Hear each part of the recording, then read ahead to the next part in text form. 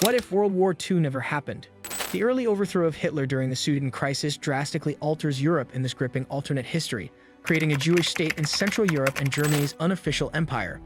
While the United States, under Wendell Willkie's laissez-faire policies, navigates economic recovery amid social disparity, the British Empire emerges as the undisputed powerhouse, involved in a worldwide battle with Japan. From magnificent airships to changing fashion trends, innovation thrives, showing how a future free of future war II might create a drastically different geopolitical environment full of unrealized potential and interwoven stories. Plot against Hitler. Hitler must be removed first. During the Sudeten Crisis in 1938, we departed from our time frame. Instead of caving into the German tyrant, Britain and France organized their troops and insisted at the Munich Conference that no part of Czechoslovakia should be given to Germany. Adolf Hitler refuses to budge despite Benito Mussolini's entreaties. The German military, which is aware that the nation is not prepared to fight to topple the Nazi system, is persuaded by the danger of war. An attack on the Reichskanzlei in Berlin resulted in Hitler's death. Other leaders of the party are taken into custody. Ludwig Beck, the army chief of staff, serves as president primarily in a ceremonial capacity, while Hans Oster, the head of military intelligence, assumes the role of chancellor.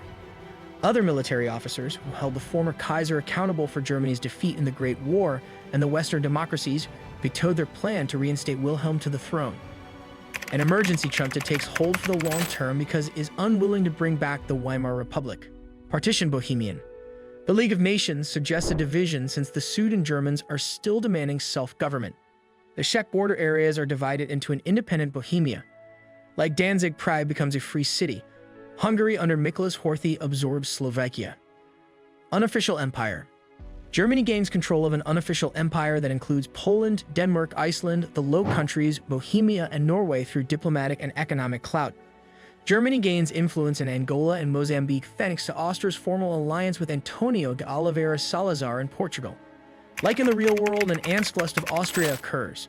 A European customs union based on the German Zollverein of the 19th century is being discussed. Central European Jewish state. British authorities in Palestine who assist the Hashemite kings of Iraq and Jordan, and who are sympathetic to the Arab cause, hinder Jewish emigration to the Holy Land, compelling the World Zionist Organization to look elsewhere for a Jewish homeland. The majority of Ashkenazi Jews still reside in Central Europe, so they set their sights there. A new Altan with Bialystok as its capital is proposed as a result of negotiations with Poland, the Soviet Union, and Ukraine. Poland is prepared to donate the majority of the land to establish a buffer state to its east because it is afraid of Soviet plans. Jewish emigration is welcomed by anti-Semitic Soviet officials. In Spain, Republicans are in power. Francisco Franco fails to win the civil war without the assistance of Germany and Italy. His nationalists flee to the Spanish protectorate in Morocco, where they hold out at Tetuan. The Soviets intend to exploit the left-wing victory in Spain as a springboard to the unification of the peninsula under a favorable government, but the Republicans are leery of taking on Salazar and his German supporters. They mounted a propaganda campaign for the Spanish Union. British Empire. The British Empire is the world's only superpower. It directly controls roughly a quarter of the world's land surface and people, and holds substantial influence in Arabia, China, Iran, and Latin America. Britain's Royal Navy is supreme at sea. Huge British flying aircraft carriers monitor the skies. The empire is at war with Japan, which has conquered Malaya and Singapore. Japan's conquests. Japan is also attacking the Dutch and the French, whose possessions in Asia it claims to have liberated. In order to stay out of the Pacific War, America agreed to the independence of the Philippines. The Soviet Union and Japan are allies. In exchange for Japanese dominance in Manchuria, the Molotov-Arita Pact, named for the foreign ministers who signed it, recognized Soviet influence in Xinjiang and Mongolia and officially divided Sakhalin. Tibet has its independence. The head of the Doves in Fumio Kano's cabinet, who advises against going to war with the United States, is Hachiro Arita. The two leaders concur that Japan should concentrate on putting an end to Chiang Kai-shek's insurrection in China. China is in charge of Wuhan, Zhengzhou, and the provinces of Hunan and Qinghai. America's aspirations. Although it does not rule out war with Britain, America fears war with Japan. It has created comprehensive plans for attacking British territories in the Caribbean and Pacific Ocean, as well as invading Canada. The growing technocracy party, whose aim is to replace all politicians with professionals, is in favor of war. They contend that since Britain is preoccupied with Asia, the time has come to conquer Canada and Central America and create a technate that spans North America. America without restrictions. Wendell Willkie, a businessman, won the 1940 election because the technocrats received more Democratic votes than Republicans. Ayn Rand, a Russian emigre and anti-communist who would later have a significant impact on American philosophy, is one of the volunteers working on his campaign. As president, Willkie pushes a free market agenda reminiscent of the 1920s that leads America out of the Great Depression but leaves millions in poverty after repealing Franklin Roosevelt's New Deal.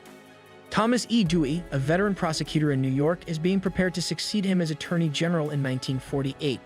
Secretary of State Arthur Vandenberg tried to strike a compromise between the Republican Party's isolationist and internationalist factions by staying equally distant from during Willkie's administration.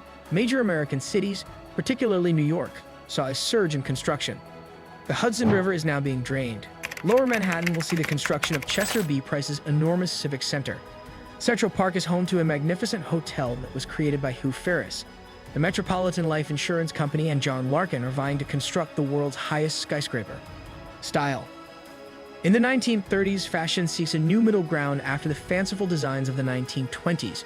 By the conclusion of the decade, dresses and skirts were ankle length, having gone from being below the knee in the early 30s. Pants are worn by Bohemian ladies such as German actress Marlene Dietrich. The usage of plastic zippers in women's clothing has gained popularity thanks to fashion designer Elsa Schiaparelli. King Edward VI of the United Kingdom is the style icon for men. His marriage to American divorcee Wallis Simpson caused a scandal in high society and led to the resignation of Prime Minister Stanley Baldwin. Men who dress to impress are also influenced by Hollywood celebrities like Cary Grant and Fred Astaire. Airships.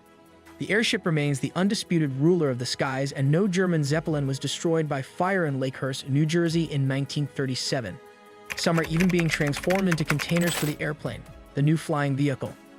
Amphibian airplane. An amphibious airliner that can accommodate 600 passengers and even fit a few smaller airplanes in its belly could soon compete with the airship and the airplane.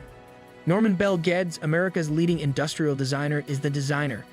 He gained widespread recognition for his creation of the General Motors Pavilion, known as Futurama, during the 1939 World's Fair in New York. New airports. A floating city that may be used as a refueling station for airships, airplanes, and ocean liners is being built in the middle of the Atlantic Ocean.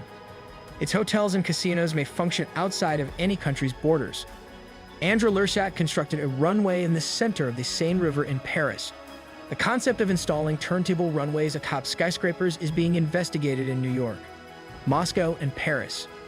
In Paris, work is being done to allow cars to enter the second story of the Eiffel Tower.